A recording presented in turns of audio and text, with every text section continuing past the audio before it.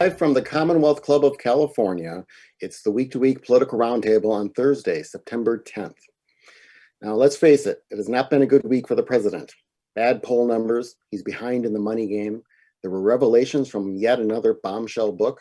More Republicans announced support for the Democratic candidate, and I don't even want to make fun of the Trump boat parade that sank. But the Trump campaign tried to get back into the swing of things with a new TV ad touting what it called a great American comeback. We saw images of a warehouse to demonstrate businesses getting stronger, and it showed people expressing alarm at the prospects of a Joe Biden victory. Only one little problem: the warehouse in the ad was actually in Ukraine, and the people looking distraught were models from Europe. So I'm guessing next week won't be much better for the Trump camp. I'm John Zipper, your host for the Week to Week Political Roundtable. On today's program, we will discuss the president's handling, if that, of the COVID-19 pandemic, the presidential race, violence at protests, police reform, and more. You can submit questions for our panelists tonight. If you're watching us live on our YouTube channel, just use the chat feature on the page to submit your questions. I'll try to work some of them into our conversation here tonight. Now let's meet our panelists for today. Melissa Cain is a journalist and an attorney, and she's a veteran of Week to Week. Good to see you again, Melissa. Thanks so much for having me. Barbara Marshman, I should say they're all veterans of Week to Week, and Barbara Marshman is the former editorial page editor of the San Jose Mercury News. You can follow her on Twitter at Barb Marshman. Good to see you again, Barbara. You are on mute, I believe, Barbara, though. I just said good to see you. Is that better? Much better. Okay. And last but not least is C.W. Nevius. Chuck Nevius is the columnist for the Santa Rosa Press Democrat. He also produces the CW newsletter, which I heartily recommend you track down. And you can probably find out more about it at CW Nevius on Twitter. So good to see you again, Chuck. Good to see you. I'd just like to apologize for my hair right now. Me too. Mine has gotten totally on mine as well. Let's get right into it. This week, Bob Woodward's new book about the president, called Rage, has grabbed headlines for its inclusion of quotes by Trump in which he admits he downplayed the severity of the COVID-19 pandemic. They were reportedly made in the course of something like 18 conversations that Woodward taped with the president. I'm going to start with you, Barbara. The Trump administration was already the subject of a negative book by Bob Woodward. Why would he spend hours talking to him in the course of 18 phone calls?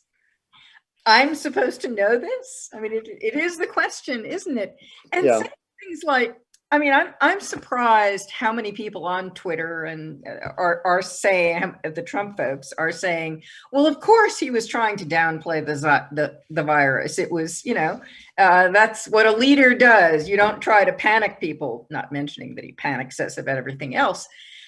I have no clue what the man is thinking, but it confirms my own judgment of his judgment. Melissa, what do you think when you first heard about these comments? I mean, was anyone really surprised? Did anyone change their mind about him based on this? I don't think it was one of these. I mean, I had the same questions you do, which is like, why are you talking to Bob Woodward right before the election? But it's one of these. I don't think any of his supporters have peeled off, and I don't think anybody who didn't want to vote for him is suddenly has had their mind changed. It just reaffirms what they already think. So it's going to take a lot more than this. Having said that.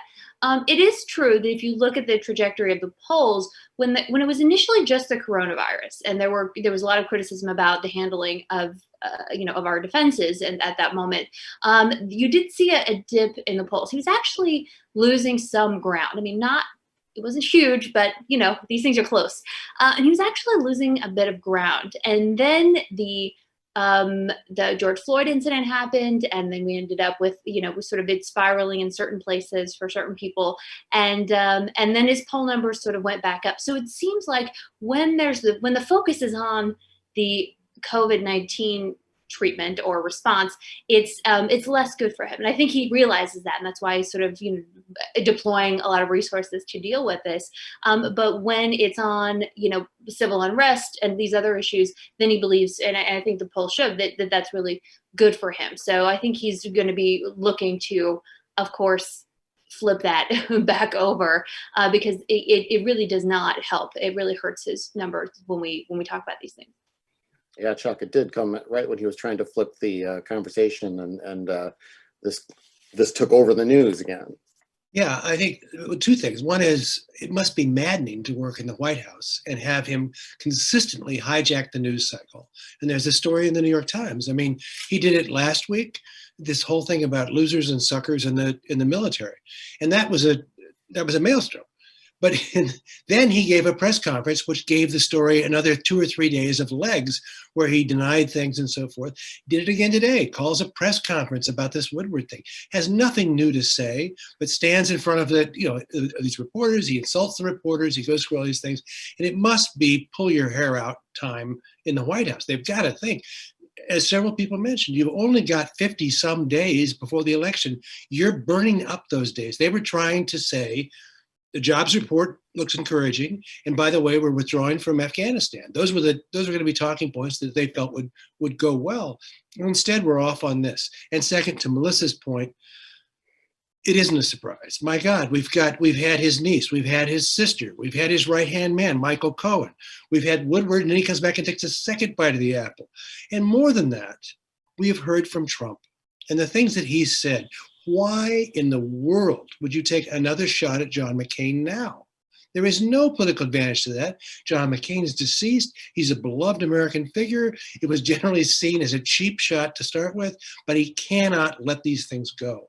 And it's where character matters, and it's what we're seeing. It's a meltdown of his own making. And I want to get more into the military comments, and we've got like a whole lineup of bombshells that we kind of have to get to one at a time. Sticking with this bombshell, it's kind of related to some news this week that an official of the Department of Health and Human Services reportedly is trying to dictate what Dr. Anthony Fauci can say to the media. Melissa, the image that's emerging of the Trump administration is one that is definitely far more worried about its poll numbers than about dealing with a raging pandemic. I guess the innocent question is, can they flip that around? Can they turn it around? Or is kind of maybe alluding to what Chuck just said, is this now the ingrained message of them? I mean, they had their chance. They're just gonna have to live with it for the next 53 days. Well, so I read that article, and what was interesting to me about the article is that he tried. Right? There's no evidence that Dr. Fauci changed his message or didn't go with what he thought was appropriate. So I felt like the headline there was a little inflammatory. And of course, and look, if the subject matter wasn't so serious, it looks like a slimy guy in PR, yelling at you about what you can and can't say. And that kind of thing actually happens in pretty much every administration and a lot of businesses too. But again, the subject matter, I think, makes it, a slightly different. But that was the impression that I got, was just like, this jerk in the PR department, whatever, ignore him. And it seems like they had. But it's clear they're trying to, fashion this in a way that's most well, it's tough because the president has aligned himself with sort of the don't freak out line, right? The sort of everybody be calm line. And so if that's where you're going, then even if you're not a Trump supporter, which of course this person probably is, you end up towing the president's line, whether or not that's your intention. But he was definitely telling them to sort of downplay transmission from children and and other kinds of things, and certainly blurring the lines. But that's unfortunately not a new phenomenon. Sure.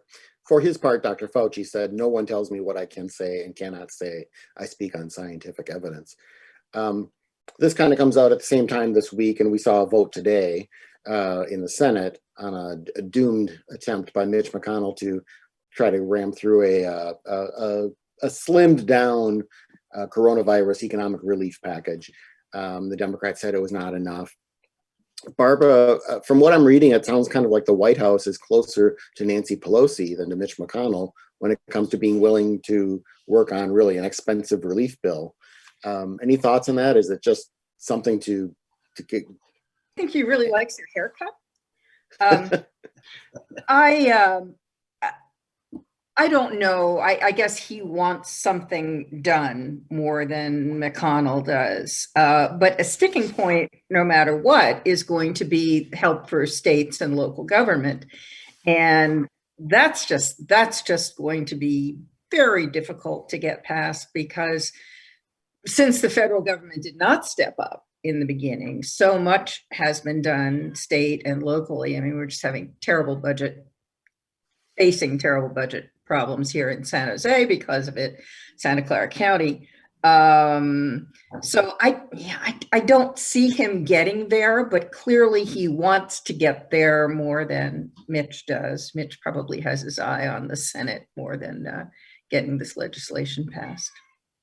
Chuck, we were talking just before we started the program kind of about some changes we're seeing in the real estate market and office space and things like that. But, we all know the story about the stores that are closing and the restaurants that are closing, and they're saying maybe half or more of the restaurants that have closed because of the pandemic might never open again. We're looking at something that the next president, if they found a vaccine that worked and they've got it through stage 3 trials and they got it released and somehow they produce billions of in other words, if they could whisk away COVID next week, it's still going to be the effects of this is still going to be issue number 1 for whoever is in office in January 21 or whatever it is. Am I right? I think that's true. I mean, I think the optimistic view, I'll try that optimistic view, would be that it's going to be a reset for cities like San Francisco. People are leaving. There isn't any question about it. I see moving trucks on our street every single day. We live in a building of 100 units. 11 of them are for sale right now. And what you mentioned, which I think is really a big deal, is that the businesses, the most recent information, we were talking about it earlier, Pinterest has decided not to pick up its lease on this brand new building that was going to be built down here in South of Market, where the tennis club is.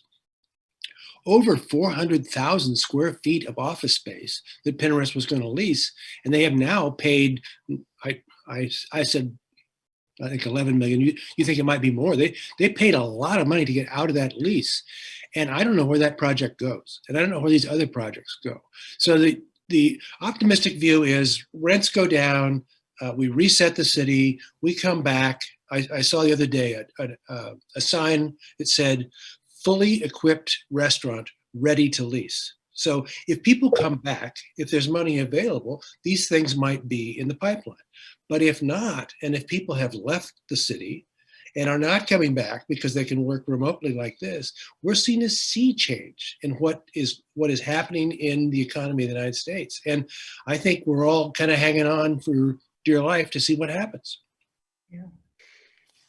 Barbara.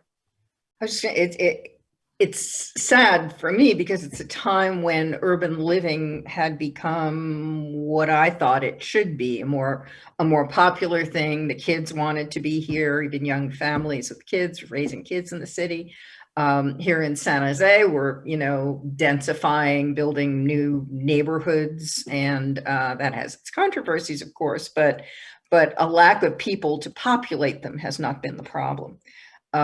So I think you're right, Chuck. I think it's really sad.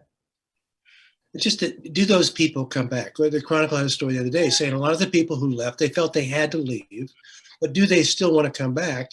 And I don't know if you saw the Jerry Seinfeld thing he wrote. New York is experiencing the same thing.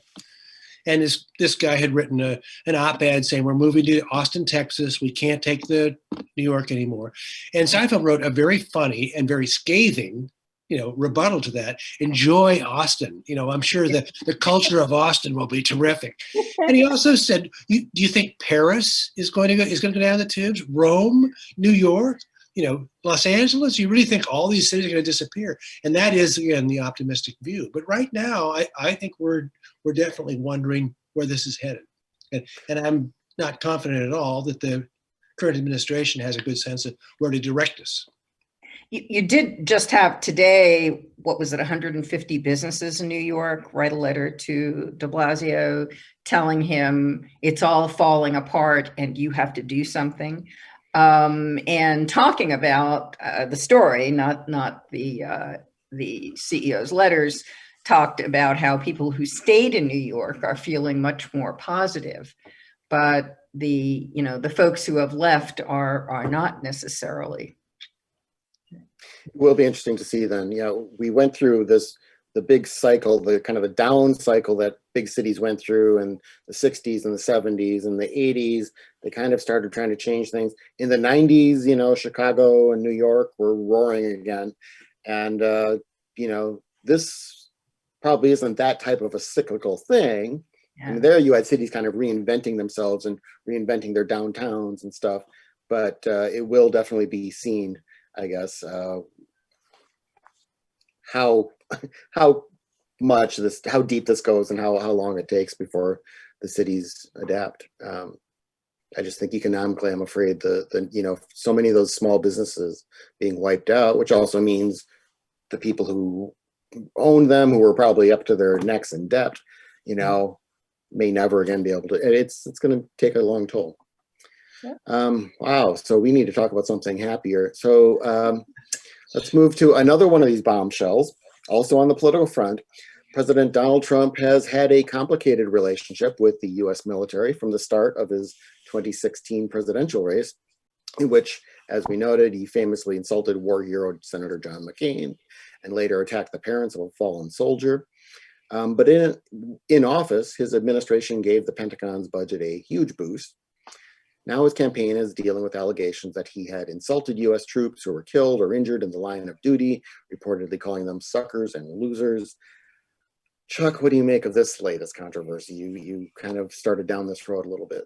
Well, I don't think we're not really surprised at this. I think the astonishing thing is not so much the stuff that's reported anonymously, but the stuff that he says out loud. Yeah. And to say that about the generals just recently, again, this is a press conference that really didn't need to be held. And he really had nothing to add. He wanted to be in front of the cameras. He's convinced that he can sway people if he gets in front of the cameras. And then he goes off on this tangent about his generals are more concerned about keeping the lobbyists happy by starting wars to keep the lobbyists happy. And the sound of his staff smacking their foreheads in the background, we're like, what are you talking? Then they try to walk it back. And somebody said, and I wish I could remember who it was, because I thought it was a really good point, that Trump is like a day trader. Every single day is a new day, and he can't let any slight go. And he reinvents another controversy every single day. And it goes back to something we've said on the show, which is there's nothing easier to maintain than a bad reputation. He's got that knocked, and he has an amazing capacity to create bitter, lifelong enemies who, like Michael Cohen, who was his right-hand man, who is now writing the book about his generals, who he brought in, who he praised, are now turning on him. And it's always the same reason. It's always Donald Trump and the way he behaves and the idea that people are losers or suckers. And if he really said that to John Kelly at the grave of his son, the level of cruelty is incredible. It's just hard to believe. And yet, from what we've seen, it fits right into the trend. Barbara, were you about to say something? I was just going to say some of the hardest hitting ads I've seen against Trump are by veterans groups now. They were ready instantly when the book landed. In fact, people accused them of having had advance notice that it was coming and so on. And I heard one of the women, one of the mothers who quoted and talked about how, no, we were just all organized anyway. And one person called and, within an hour we had these people together. But I don't know about the rank and file. I don't know of military families generally. They're pretty Republican. Yeah, they were important to him. The veterans and the rank and file were important to him in 2016. Yeah. So I know he's trying to shore that up, but. Right. So recently, Military Times did a poll recently of rank and file folk, and they found that it's about 50-50 support and don't support, and that's a sort of a disapproval rating that has gone up. Initially, it was around 40%, disapproval. Now it's at 50 among the rank and file. But again, I mean, this is, how many who knew back in 2015 that we should have, had a drink every time we had to use the word bombshell. It seems pretty easy for his supporters to say, you cite no sources. Yeah. He's done a lot for the military in terms of funding and XYZ. So you know what? Don't really care. And I don't believe it, and I don't care. Because he's, what comes out of his mouth and what he's actually doing, there may be some disconnect. So we're going to go with what he actually does. So I think it's been a fairly easy, as much as it got certain people really fired up. I think for a lot of his supporters, it's been really easy to roll right past it. And that's what happens when you publish articles with no sources on the record. It's really tough to get that kind of thing to stick. Yeah. I just Melissa, hope what? he gets mad enough to go on the record at some point. Yeah, but that has been a part of journalism for a long time, and it was not. I'm not saying you shouldn't have published it. I'm just saying that you're not going to change minds without a legitimate source on the record. I'm not saying, again, it's nothing wrong with putting it out there. You and I know that, but it's really hard to get people on the record sometimes, as we all know. But it is to say, and then you wonder why the polls don't move because it won't stick. Yeah. I just think it has changed, because I think if we had a story where it was from a reputable source, which is the Atlantic, from a reputable editor, which is the author, and we have it confirmed by many places, including Fox News, I think we take it pretty seriously. But in this day and age, A, you don't want to go on the record because you're going to get absolutely scalded on Twitter. And B, people are doubting the news. And I think the other thing that reminded me when I heard you talking, Melissa, is the 50% thing. His margin is so slender, and was so slender in 2016. He had everything had to break exactly correctly.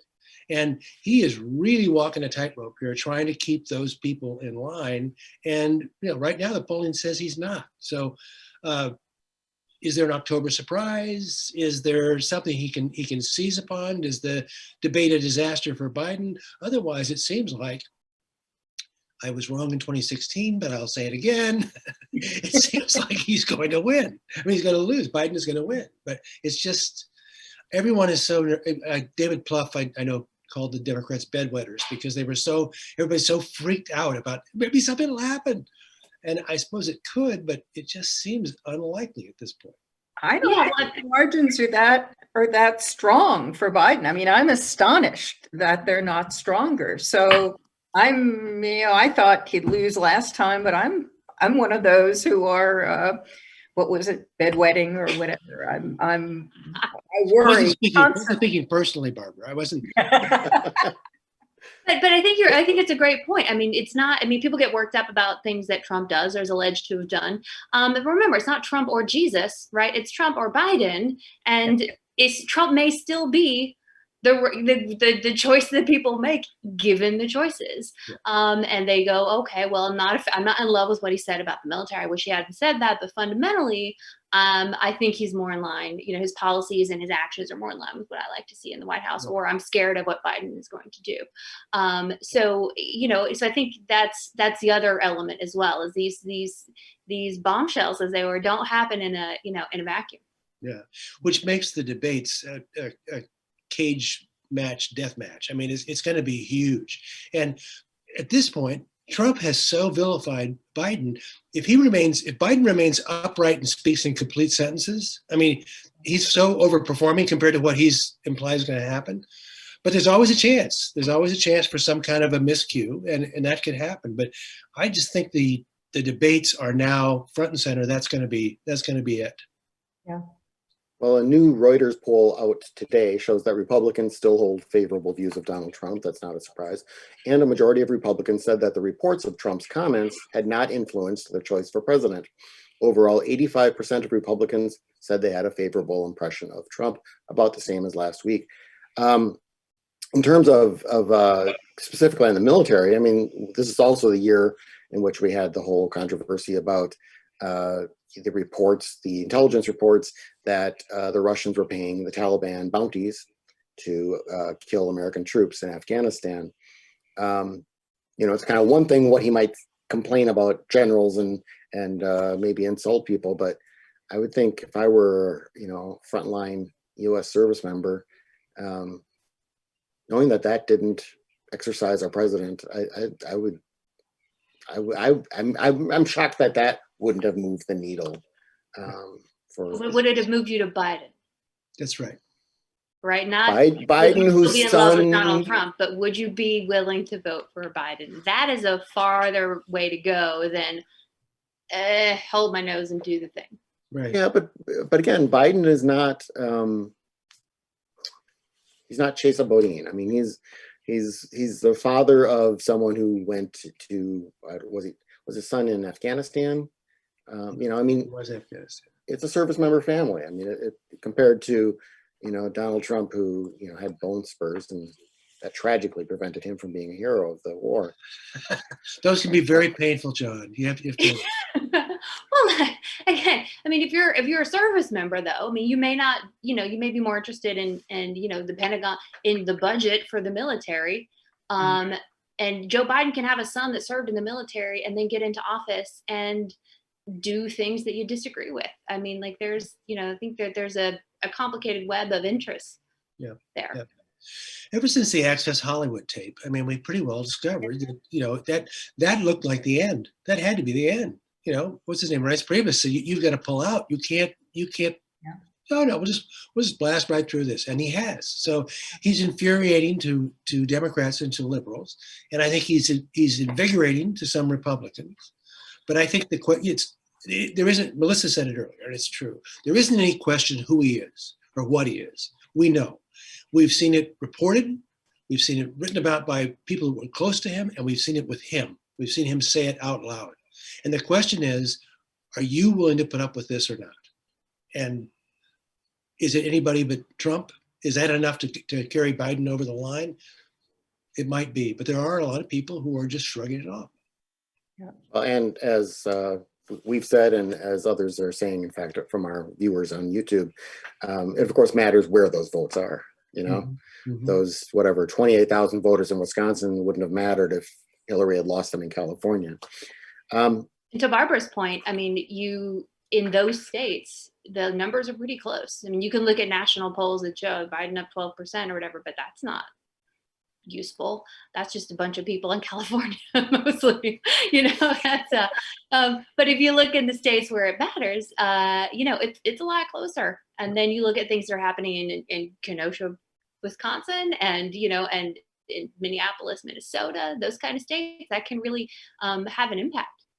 And I think the reaction to those things happening, and going back to the whole Floyd incident, I think that may have more of an impact on people in general on how you look at this presidency, because there's those of us, and I'm one, who thinks that the president's militaristic response is responsible for more violence, certainly encouraging the white supremacist gun folks to come out and help the police. It horrifies me. It probably galvanizes the base, who would never think of being on the other side ever and protesting anything. I came of age in the 60s, I'm a protester. Let's talk. Go ahead, Chuck. Well, real quick, but I was just going to say, the idea that these protests, that suddenly Kenosha, Wisconsin became a hotbed of racial protest, that's not what happened. What happened was there was a very serious incident, and it caused people to react to it. And that the whole idea that what Barbara's saying, I mean, that was terrifying. Armed militia with assault weapons, who not only came out, but shot 2 people, 3 people. I mean, that is, I don't think I've ever seen in my lifetime. You're heading toward armed groups in the streets, and that is honestly frightening. And I think we have the sense that the president would not calm things down, would not care to calm things down. Kellyanne Conway said, "The more violence there is, the better it is for us." I mean, that is a scary proposition, and we'll see how it works out. But that scares me. Well, let's talk about that a bit more, because of course there was Kenosha, where the 17-year-old gun aficionado from Illinois, came up because he pointed out he shot and killed one person in I think a car park. People were chasing him. He shot and killed, I guess, one of the people who was chasing him, if I'm understanding that correctly. There's that just whole weird thing of, like you said, the militia kind of activity moving in. There's also the issue of how the police treated him, how the deference he was given there, and he wasn't stopped by police. He apparently even tried to give up after he had shot and killed the one guy, and they wouldn't do anything. And then when he was down in Illinois, there was some delays in him returning. Let's just say that he got different treatment than the guy who was shot in the back 7 times because he was walking away from the police officer. Then there's Portland, which is Donald Trump's idea of the absolute worst result of having communism in our country, where, and not to make jokes of, I mean, there have been violent confrontations there, but of course there was also a death that resulted. This time it was the death of a right-wing, I don't know if he was a militia member or just one of these far-right groups that he was a member of. And in his case, the person who killed him was a left-wing activist who later was killed by police. What I kind of want to ask is, it's interesting that this is happening in Kenosha, it's happening in Portland. We haven't seen that here in the Bay Area. And now, is this just kind of the way the dice roll? It happens in certain places where something sparks it, or are political leaders here dealing with it differently? What do you think, Barbara? I mean, why haven't we had that kind of violent confrontation here? We haven't had that kind of confrontation. We had a little bit of a stir here the first few nights in San Jose, and the very poor, I would say, handling of it by our local police then generated a whole new round of demonstrations. They've been largely peaceful. We did have an incident here last week in which a group of serious defund the police folks actually massed on the lawn of Sam and Jessica Liccardo, the mayor, and his wife. They weren't home, and graffitied the whole front of the house, including "FU" over the front door, and about 10 feet away from their living room window, which had a Black Lives Matter sign in it. It's a little frightening. I'm not afraid, in San Jose, there have been a lot of peaceful discussions, but people like, leaders like Liccardo, I mean, he has tried to be, he's been very supportive of Black Lives Matter. Folks painted a Black Lives Matter street sign in the middle of a street in San Jose. And a lot of folks said, oh, you can't just let people do that. What if somebody else wants to print whatever? And Sam stood up for it and said, no, this is the time, and we're going to leave that there. And then, he gets his house painted. On the downside, the police, I think I told you, I'll try to keep it brief, John. I told you this story. One of the things, the two things happened after the initial demonstrations, which, as I said, the police went all military, and it shocked people.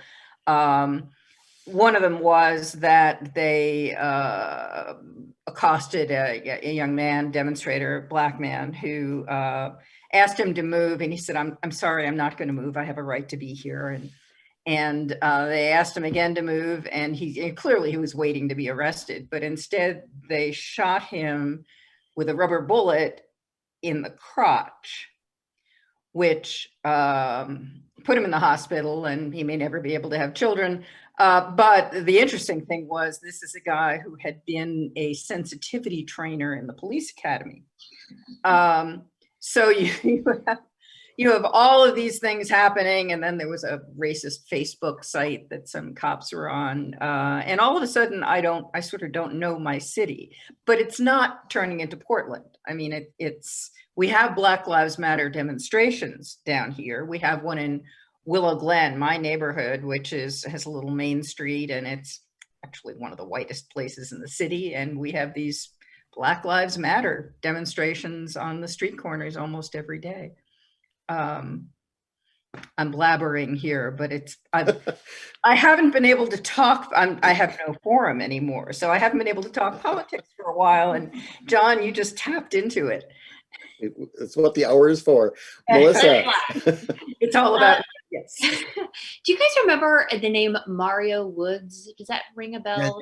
Yes. Yeah. That was, so back in I think it was the end of 2015 or early 2016, he was shot by San Francisco police.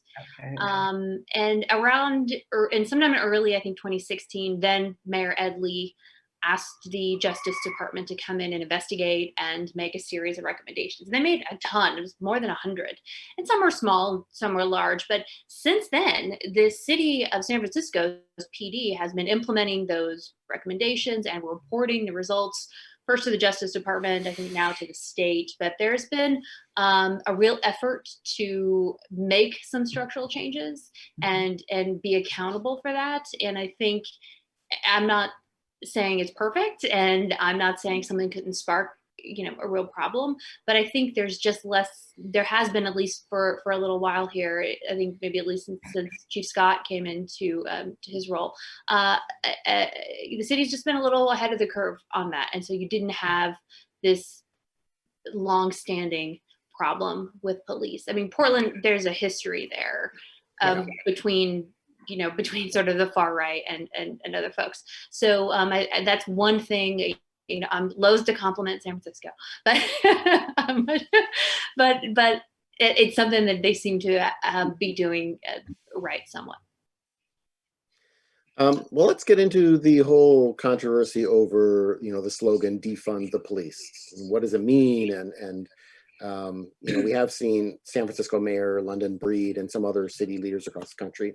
They've not defunded the police. They have redirected some monies toward social services, the argument being that money can help remove some of the causes of crime.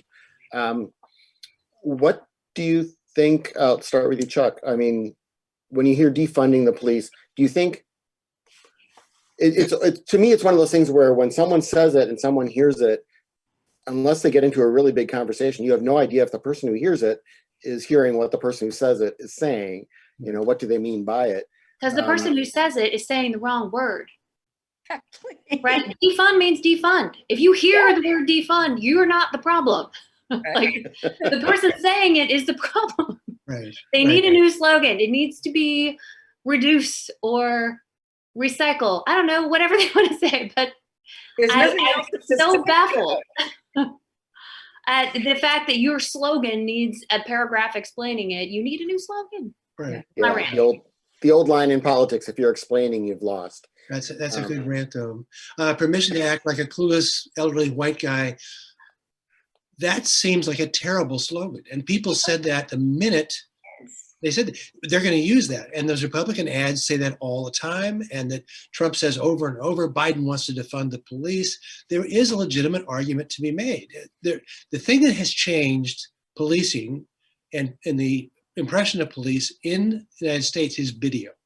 We're seeing video, and people can tell you cannot believe how police officers treat people of color. But to see someone get shot 7 times in the back, to see someone put their knee on the person's neck until they die, that's a whole different deal. Yeah. So we're on board. But then we go up to Portland, and again, as in my role as clueless elderly white person, what do they want up there? This is 100 days of and surely every one of them has been told, you realize you're only adding fodder to Trump's argument. You're making his argument for him. Is there something concrete? Is there something you want that would mollify you and show that there'd been some progress? And I haven't seen it. They want to fire the mayor. The mayor, much like Sam Liccardo, has been one of their great boosters. He's been Black Lives Matter. He's tried to get the troops out of Portland. I think this is where they lose the message, and they lost it with defund the police, and they're losing it in Portland because you're making the case for Donald Trump. It is interesting how you have that hardcore on the left, the folks who, when there's violence at a demonstration, even before they, learn that, oh, actually it was caused by right-wing, agitators, they're willing to take credit, blame for it, whatever, because, it's time for the revolution sort of stuff. You have those folks, but the amazing thing to me watching in the wake of the George Floyd thing was, I think we really saw a social sea change.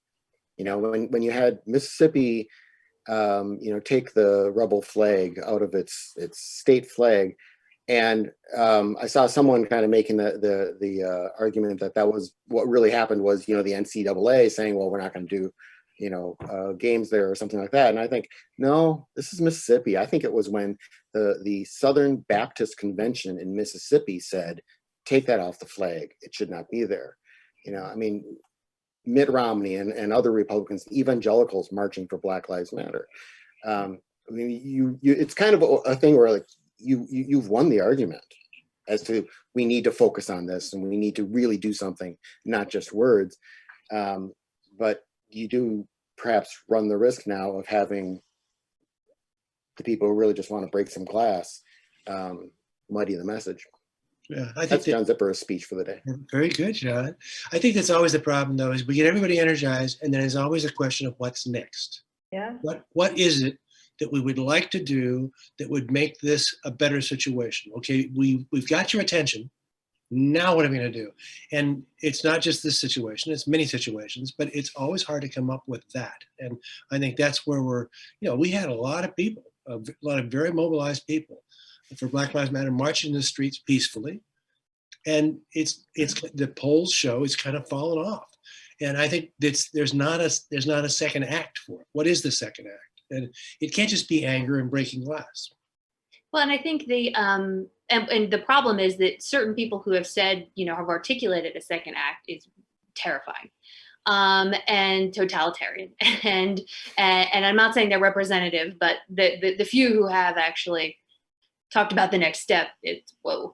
And it reminds me of Occupy a little bit in that it was, it's a movement, it's a big deal, it's important. But the failure to have a real clear agenda about what you actually wanted to happen was a problem. I don't think anyone saw the George Floyd video and thought that's okay. Everyone, if you would have put anything on the ballot that said, police reform, it would have passed. And it still probably would pass. But you got to, what is it? What kind, is it the unions that are the problem? Is it qualified immunity? Like, let's have a list, a real list, not a list that's a laundry list of everything that I've thought about since I was a freshman in college, right? It needs to be like a real legitimate, achievable list of goals that involve police reform. And I think people would be overwhelmingly in favor of something like that. But if all you're doing is protesting and then sort of putting out, 200, page statements of how reality should be, then, it's tough to see it going anywhere. Well, let's move on in the interest of time to a local story that became a national story. San Francisco's own Nancy Pelosi, Speaker of the U.S. House of Representatives, had her moment in the Twitter sphere recently over reports that she visited a hair salon in violation of business closure rules due to the pandemic. Many Republicans gleefully shared the news and claimed it showed the most powerful Democrat in the country was a hypocrite. Pelosi's camp shot back, claiming it was a setup. Now, Chuck, Nancy Pelosi's one of the smartest politicians in the country. Is this a serious gaffe, or is it much hairdo about nothing? Well, first of all, her hair looks great. So I just wanted to say that. I was amazed how I didn't think she handled this well at all. The idea that she was set up, she pushed back, she became defensive. Who didn't know that you weren't supposed to go to a hair salon? As I said, look at my hair. I know I'm not supposed to get my hair cut. I'm sure you're a public figure. I'm sure there was more.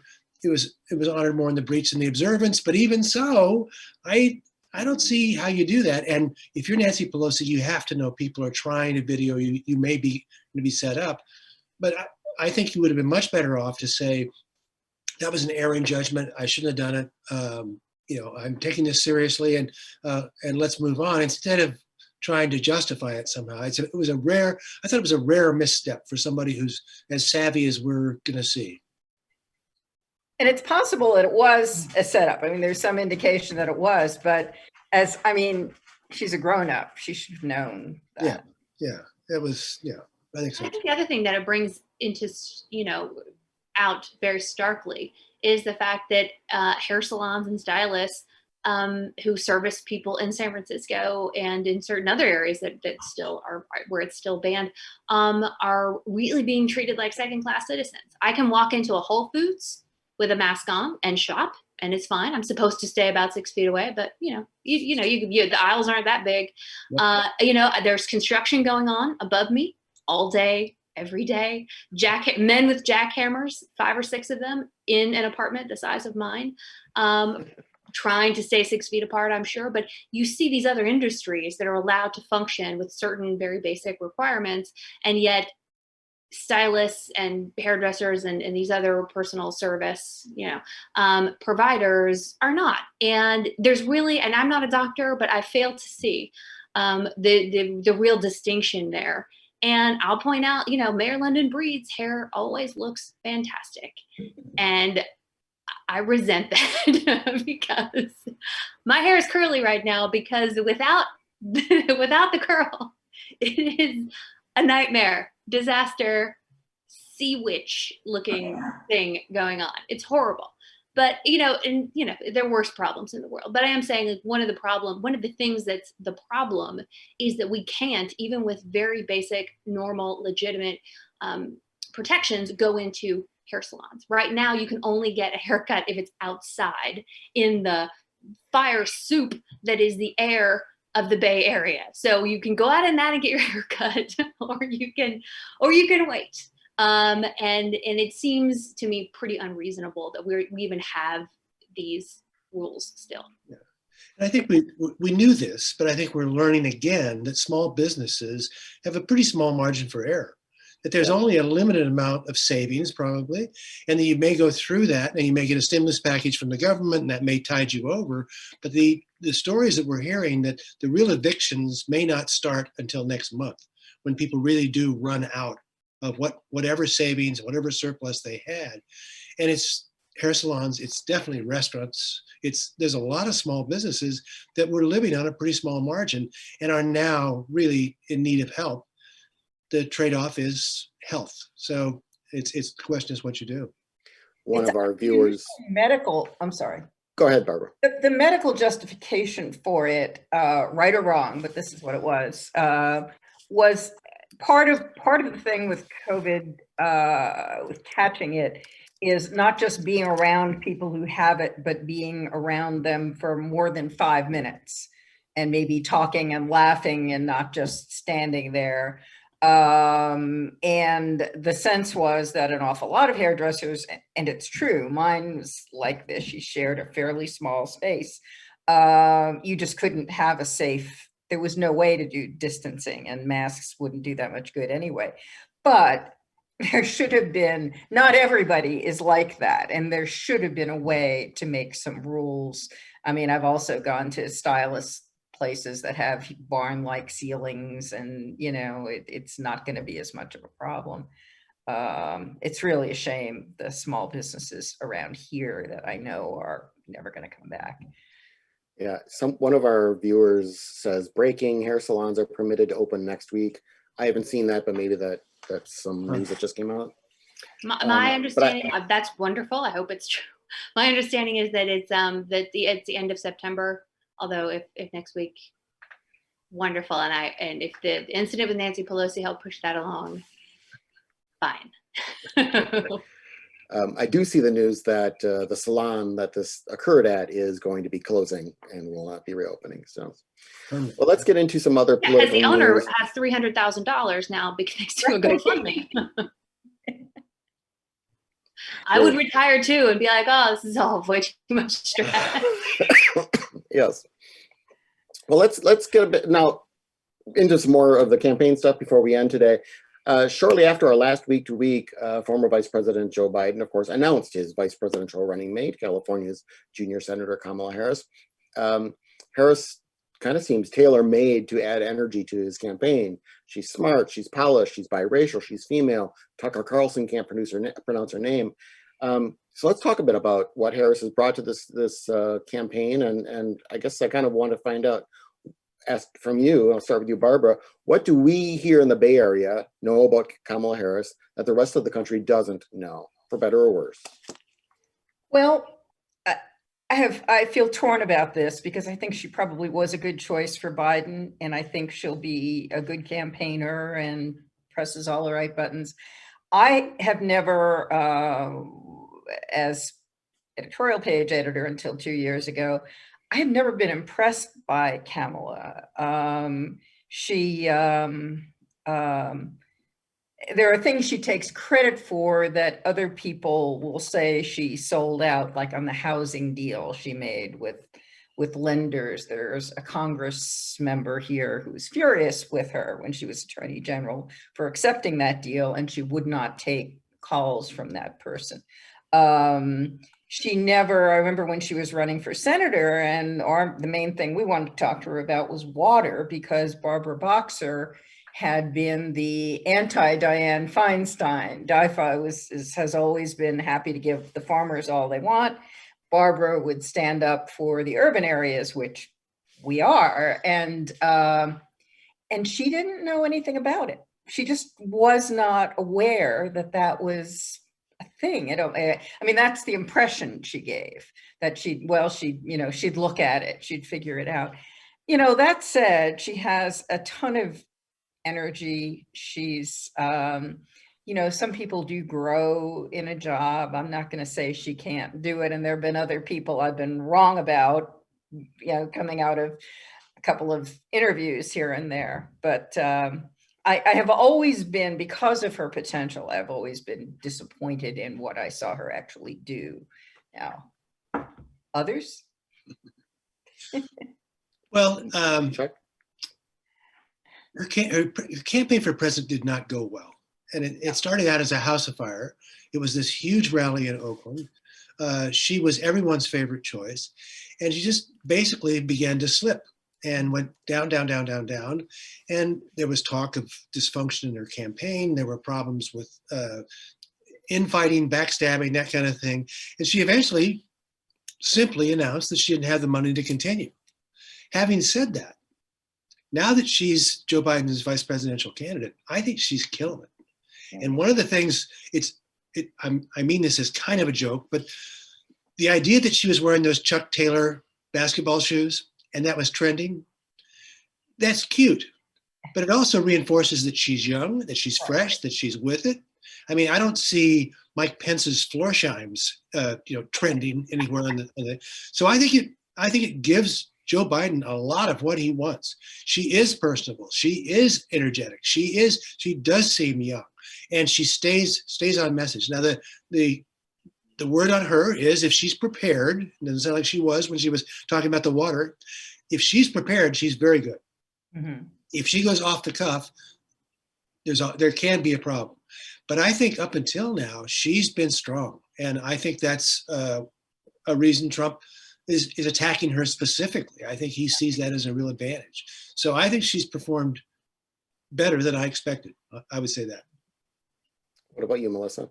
Well, the role of any VP is to do no harm. That's sort of your first job, is don't cause problems for the candidate. And in that role, she's been great. She hasn't embarrassed Joe Biden at all. She's been a good ambassador. She's towed the party line. She's the person, they can put in front of any group, and she will, deliver. And so in that regard, like Barbara and Chuck, I believe that, she is doing a great job for Joe Biden. She always struck me as someone who leads from behind a bit, in the sense that once there's a consensus, at least on the left, about how to deal with a certain problem, she sort of comes very forcefully out with that opinion. But she and can be a really great advocate once this consensus is formed. But she's, in terms of being a leader, in terms of being someone who jumps right out right at the beginning and says, yes or no, it didn't strike me that as AG, for example, that was something that she spent a lot of time doing. It was frequently things like, oh, I'm going to go after the banks who, tanked the economy and screwed up our mortgages. It's like, well, yeah. Does anyone disagree? You can be very pro puppy, and that's good because everybody loves puppies, but not everything's a puppy. You know what I mean? Like sometimes there are controversial issues, and there are times when you sort of have to show your values and go where they guide you. And it seems that she, at least at times as AG, I think she disappointed some folks as, for not being as much of a leader on certain issues as they would have liked her to be. Just real quick. First of all, the AGs piss people off a lot. I mean, it's a tough job to do. You aren't going to make everybody happy. But I think she almost has the opposite problem, the opposite situation of Joe Biden in the debates, because everyone is saying she's going to take Mike Pence apart. This is going to be the worst day of Mike Pence's life. Well, it better be. Now that we've said all this, and she's a prosecutor, she's sharp on her feet, she better do a great debate. And if there is a faux pas, it could be a big deal just because of that. We've built her expectations up really high. No, that's a good point. I think people are really looking forward. I'm looking forward to seeing it, and there's no question. I would want to be clear that she has taken certain stands that are important and that a lot of people appreciate. And she's, unquestionably somebody who is great at debating and questioning, certain, opponents. And so very talented, obviously, in that regard. And so she'll shine at the debate, I think. Although, like Chuck, I think the bar's been set pretty high. Just quickly, I have an acquaintance who has worked both in the Bloomberg administration in New York and has worked with Kamala in Sacramento. And this is a few years ago. Someone asked her, how do you compare Mike Bloomberg and Kamala? What's it like working with him? And her bottom line was, Bloomberg is a leader, Kamala is a climber.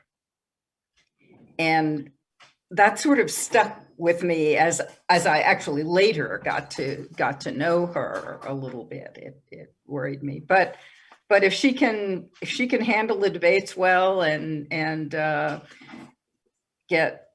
get Biden elected, I think that's terrific. And who knows, maybe she will grow into leadership as things go on. Well, I'm sure some folks would defend her on the basis of, yeah, she's ambitious. Well, anyone who runs for president is ambitious too. Well, now someone, one of our audience people asked, and I didn't have this as one of our topics, but it's one I guess we kind of have to talk about since we're headed this way, and in some places people are starting to vote very soon. What are your thoughts on whether or not the president accepts the election results? Does it matter if he accepts the election results? Will he create a kerfuffle? Will he appeal to the militias? Melissa? I want to take this opportunity. I've been waiting for months to apologize to Chuck Nevius. What?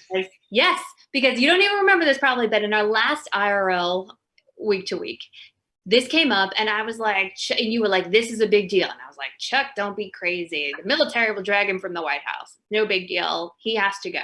And I'm so sorry. I should not have dismissed you, because actually I've since come to understand that that is only half true. That there is a possibility. It was interesting. There's a man, and I'm so sorry I'm forgetting his name, but he's written a book about elections and the potential here for these during this mail ballot election. And in his scenario, and this is interesting because in California we get this because we've been doing this for so long. But y'all know when you watch the election results on election night, it's more conservative on election night. Right. Because you're getting the small places, you're getting the older people voting early, and it tends to swing to the left election day when those later votes come in. And so what he says is that there's a possibility that, especially for places where they're not used to this, where on election night, it looks like the president has won, But then once the votes are counted subsequently, it looks like he has lost. And so now you have two people claiming, that they've been elected president, and then it just sort of goes, potential for going off the rails from there is real. And so that is something I had not thought of when I told Chuck to chill it out, but now I am definitely freaked out. Would it be, Well, no. would it be possible for you to write that apology out and send it over to me? I will record it for your It's voice. on video, yes. Yeah, Well, now it doesn't matter what someone says in a concession speech or a victory speech. That Yeah. doesn't have any legal power, right? It's in this case, it's really only what the Electoral College will vote on. Do I have my Constitution right there? Because I might not. I You know, You do, but I think there are legal issues that can be raised, and I don't know. I mean, you recall a lot of people thought Al Gore should keep fighting for his victory, and he made the decision that for the good of the country and the person he was running against was not evil incarnate, he conceded. Not going to happen this time, if there's any question at all. Yeah, I think the level of confusion that they're attempting to sow over a vote by mail. I don't know if you saw it, but the other day, someone tweeted supposedly an anecdote. He said, "My parents just got a ballot for me at their home, and I haven't lived in California, and I haven't lived at home in 10 years." They haven't mailed yet. Yeah, and someone retweeted it and said, "By the way, California doesn't send their ballots out for another month." So this is but that is exactly the kind of thing where what Melissa's saying is Trump looks good on election night because of in-person voting. Right. And then he says, I won. And then he said, well, wait a minute, the mail-in ballots are coming. And he says, no, those are all invalid because there's no way to protect them, and dogs are voting, and people are voting 2 or 3 times. And, it's so, again, it's the kind of thing I never thought I'd see in the United States of America, but now I'm kind of worried about it. well, wouldn't a flip side of all this, or any worry over this, be that regardless of how he loses, he's going to claim it was rigged, there was cheating. I mean, he's already been claiming, of course, that he's already, if I lose, it's only because, foreign countries printed mail-in ballots and sent them in by the millions, and Democrats are voting 37 times and such. So I mean, we're going to get that reaction no matter what. I mean, unless he wins. Yeah. And the other thing I would say, in maybe some encouragement, is he says a lot of stuff. He says a lot of things that are going to happen, and they never do. He was going to, remember the sculpture garden he was going to make with all the Confederate monuments? We're going to have that ready to go. He wasn't going to fund any of this. He's not going to fund any of the schools that are teaching the New York Times piece. That's not going to happen. He wasn't going to give money to cities that had Democratic leadership because they weren't being nice to him. I mean, he throws all this stuff out there. And if there's one thing we've seen, is that a lot of it is not thought very well through. So I don't know that he can mount a real effort, but chaos is his brand. And that's what I think he's hoping to do with the election. Well, I mean, there's a couple of things that are sort of hopeful in all of this. One is that Democrats, I think, have recognized this issue and are trying very hard to educate people in places where this is kind of new and tell them to vote as soon as they can, so that we don't end up hopeful, so that we can get, some folks on the left voting, so it doesn't result in a huge swing, right? So they sort of can get in there and make it not look like things have moved, and also to let people know that that you're probably not going to know who won on election night. They need to adjust those expectations. You're not going to sit there. I mean, everybody loves, John King with the map and the precincts, and that's super fun. We're probably not going to be able to do that this year. And letting people know that you need to vote, because the only way to really do this in a way that's legitimate, or that appears legitimate, is for it to be a bit of a landslide. Yeah. And so the hope is that it's not close. Democrats are trying to make sure it's not close, so that they can not have to deal with a protracted thing, because Barbara's totally right. I mean, Al Gore stood up and said, nope, we're going to stop this. Richard Nixon, 1960, said, you know what? There was that whole Chicago issue with Kennedy. And Richard Nixon said, you know what? No, let's put a stop to this. I'm going to step back, because this is creating too much chaos. And so when you can't count on that, it's a problem. The last thing I would say that is potentially helpful is that if you look at the swing states, a number of them have Republican secretaries of state. Mhm. So hopefully, if they're certifying election results, if they've got their observers out in the field and they're confident that they're doing all they can to keep the election safe, that that folks on the right will be more inclined to accept those election results than they would if it was a Democrat Secretary of State. And the only other thing I'd say is that we should start thinking then about how we're counting these votes. And is it possible to find a way to count some of the mail-in ballots as they come in, so we don't have to start from zero on election day? I mean, the question, of course, would be security, because you can't have that getting out that Biden is ahead 55 to 43. That's not, but if you could do that and count those ballots, have a jump start on it, it would speed up the process, and I think it would add legitimacy. So maybe we have to think about that as well. Well, that's going to have to be our last comment for the night. As we wind down our program today, I just want to pat ourselves on the back for getting through the entire hour without once mentioning Jerry Falwell Jr. and Pool Boys. So, thank you. Thank you to our great panel today, Melissa Kane, Barbara Marshman, and C.W. Nevius. And thanks to all of you watching and listening online. Stay safe and healthy. Have a good weekend. We'll see you wherever this all ends up. Good night.